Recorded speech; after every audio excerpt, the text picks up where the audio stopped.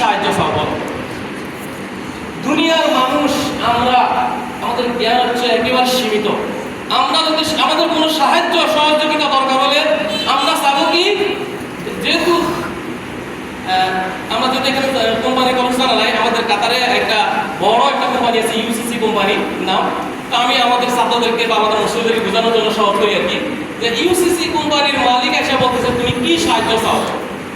তো আমরা তো সবাই এখানে আছি, আমাদের তো স্যালারি কম, আমাদের এই সমস্যা, আমাদের ফোনের একটু টেপটা লাগাই দেন, আমাকে একটু এই ফটো দেন, আমাকে একটু এই ব্যবস্থা করে দেন। আমরা এগুলো সবাই চাবো স্বাভাবিকভাবে, কত আমাকে একটা বাড়ি করে দেন, স্বাভাবিক আমরা এগুলো চাবো। কিন্তু আল্লাহ সুবহানাহু ওয়া তাআলা বলতেছে না, এগুলা ক্ষণস্থায়ী, এগুলা তোমার এই অনেক কোটিপতি আছে, কোটি কোটি টাকা মালিক আছে, দেখবেন যে ফলের জুস ছাড়া আর কিছু করতে পারে না, রাত্রে ঘুমের দিলেও তার ঘুম হয় না, এসির ঘুমাতে আপনার ঘুম আসে না।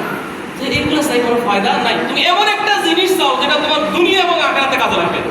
আল্লাহ সুবহানাহু ওয়া তাআলা শিখিয়েছে ইহদিনাস সিরাতাল মুস্তাকিম, আমাদেরকে সঠিক সরল পথ দেখান, আমাদেরকে হেদায়েতের পথ দেখান।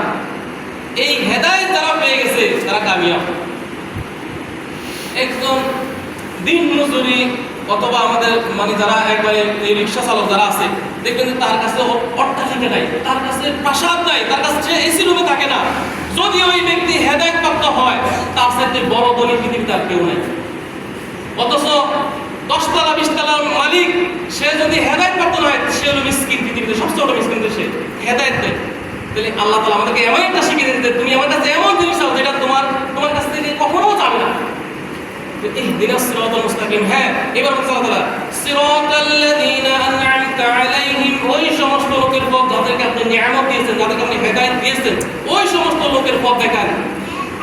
গায়রিল মাগদুবি আলাইহিম ওয়ালাদ-দাল্লিন, ওই সমস্ত লোকের পথ নয় যারা গোমরাহি পথভ্রষ্ট, ওই সমস্ত লোকের পথ আমাদেরকে দেখে দেন। আল্লাহ তাআলা বলতেছে, বান্দা তুমি আমার কাছে হেদায়েত চাইছো, হেদায়েত কোথায় পাবা? আমাদের এখানে কোরআন আছে না, আমরা সবাই কোরআন পড়ি না? আল্লাহ তাআলা বলছে এই নাও কোরআন। এটা কেমন কোরআন? যালিকাল কিতাবু লা রাইবা ফীহি, এটা এমন একটি কোরআন যার ভিতরে কোনো সন্দেহ নাই। এটা এমন একটি কোরআন তোমাকে দিয়েছি, তোমাদের হেদায়েতের জন্য একটা গাইডলাইন আমি দিয়েছি, এমন একটা গাইডলাইন দিয়েছি, এমন একটা কিতাব তোমাকে দিয়েছি, এই কিতাবের ভিতরে কোনো কি নাই? সন্দেহ নাই। হুদাল লিল মুত্তাকিন, এটা মুত্তাকিদের জন্য পথ প্রদর্শক। এই কোরআনেই আমরা হেদায়েত পাবো।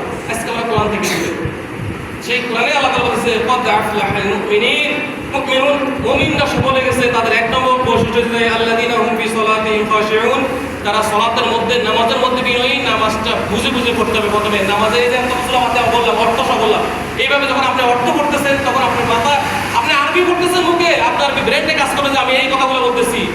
এরপরে বাকি যে রুকুতে গেছেন, আমরা রুকুতে আর সেজদায় শুধু জানি কি সুবহান রাব্বিয়াল আযীম, সেজদায় বলি সুবহান রাব্বিয়াল আলা। আল্লাহ রাসূল বলছে আল্লাহ সুবহানাহু ওয়া তাআলা সবচেয়ে নৈকটবর্তী, সবচেয়ে কাছে মানুষ কখন হয়? যখন সালাতে দাঁড়ায়। সালাতের মধ্যে আল্লাহর নৈকটবর্তী হওয়া যায় না, আল্লাহ নৈকট্য লাভ করা যায়। আর তখন তোমরা আল্লাহর কাছে চাও। আর দোয়া কবুল স্থান হচ্ছে কি? রুকু সেজদা। আমরা শুধু সুবহান রাব্বিয়াল আযীম আর সুবহান রাব্বিয়াল আলা এই সালাত বুঝাই না। আল্লাহ সুবহানাহু ওয়া তাআলা অনেকগুলো দোয়া করতেন। তারপর তো উল্লেখযোগ্য একটা দোয়া আছে কি?